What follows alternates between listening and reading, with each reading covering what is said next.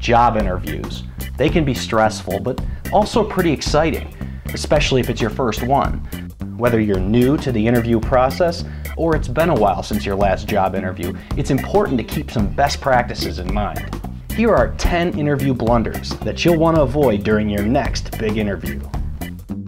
Showing up late. Nothing sets a worse tone for an interview than not being on time. Always arrive 10 to 15 minutes early.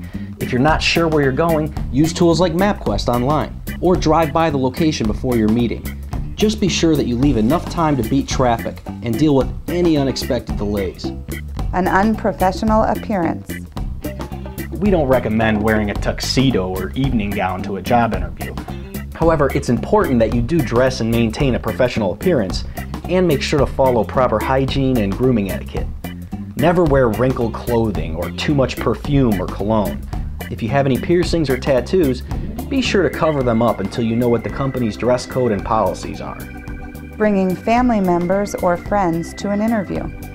Hard to believe, but some people do bring family members, friends, and children to job interviews. It may be one of the quickest ways to eliminate yourself from being considered for a position.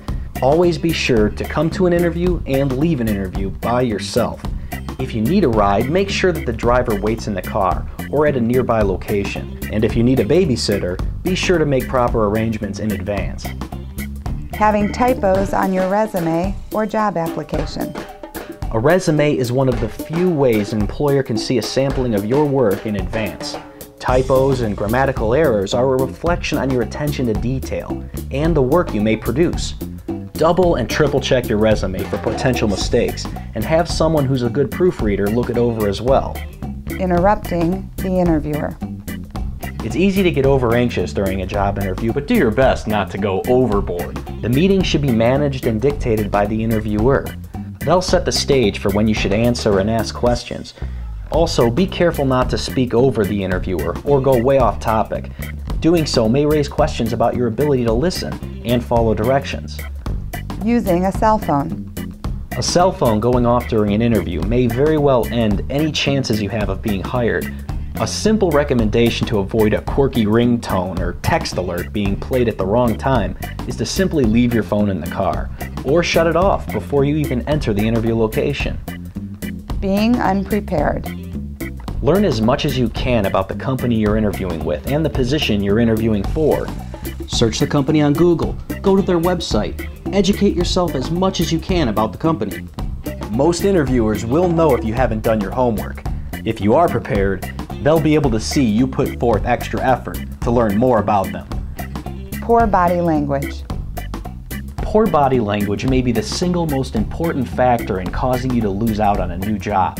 Slouching, yawning, and poor eye contact are just a few examples of ways you can send off the wrong signal during an interview.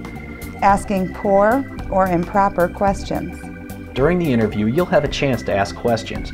Never ask, "When do I start?" or "How soon can I take a vacation?" or "When will I get my first raise or promotion?" Your question should be about the company and what your day-to-day responsibilities are, and the expectations they had for you in this job.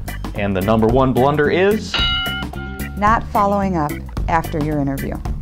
Following up is one of the easiest things to do, and surprisingly, not a lot of people do it. Regardless of how the interview goes, always be sure to send a thank you letter to each of the individuals you interviewed with. Sending an email is the simple way to say thanks, but mailing a formal letter is recommended. It's a great way to separate yourself from the competition and proves that you really want that job. It's also appropriate while following up to ask if a hiring decision has been made. However, be cautious not to be too overbearing. At the conclusion of your interview, ask when a good time would be to follow up and who you should contact.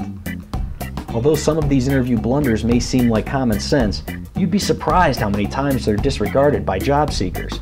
Just make sure you're not the one overlooking them, and you'll be one step closer to landing that new job.